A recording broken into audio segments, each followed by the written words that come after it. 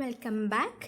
അപ്പോൾ ഇന്ന് ഞാൻ വന്നിട്ടുള്ളത് മൊബൈൽ കവറിങ് പെയിൻറ്റിങ്ങുമായിട്ടാണ്. അപ്പോൾ നമ്മുടെ പഴയ മൊബൈൽ കവറൊക്കെ ഉണ്ടെങ്കിൽ നമുക്ക് ഇങ്ങനെ അപ്ഡേറ്റ് ചെയ്തെടുക്കാൻ പറ്റും.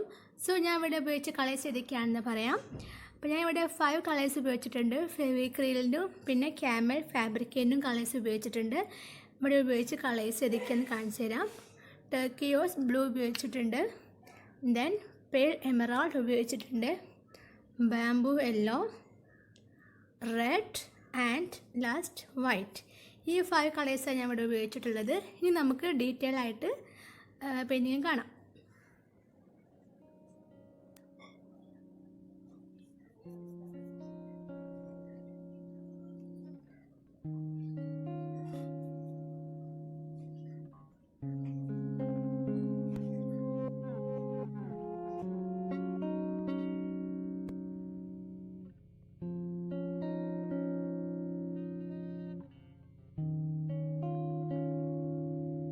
നമ്മൾ ബാക്ക്ഗ്രൗണ്ട് ഉണങ്ങിയിട്ട് അതിൻ്റെ മുകളിൽ അടുത്ത ഡിസൈനിങ് ചെയ്യാൻ പാടുള്ളൂ.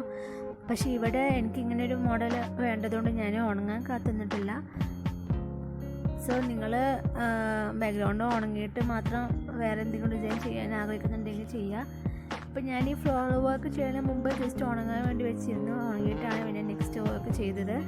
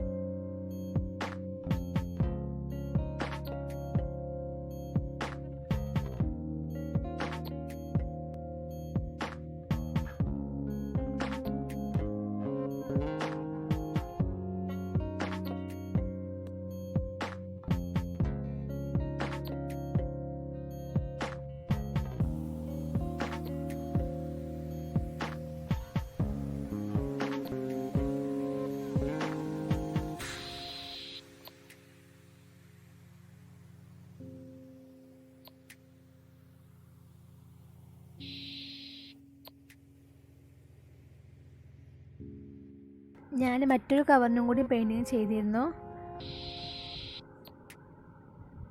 അതാണിത്.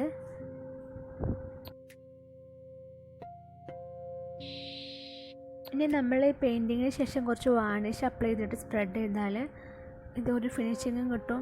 പിന്നെ നമുക്ക് കുറച്ച് കാലം ഉപയോഗിക്കാനും പറ്റും, കേടുകൂടാതെ ഉപയോഗിക്കാനും പറ്റും.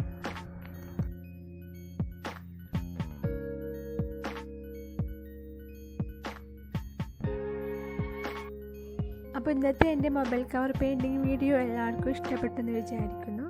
അപ്പോൾ എൻ്റെ ഈ ചാനൽ സബ്സ്ക്രൈബ് ചെയ്യാതെ കാണുന്നവരുണ്ടെങ്കിൽ സബ്സ്ക്രൈബ് ചെയ്യുക. ഓക്കെ, ഇനി മറ്റൊരു വീഡിയോയുമായിട്ട് പിന്നെ കാണാം. Until then bye.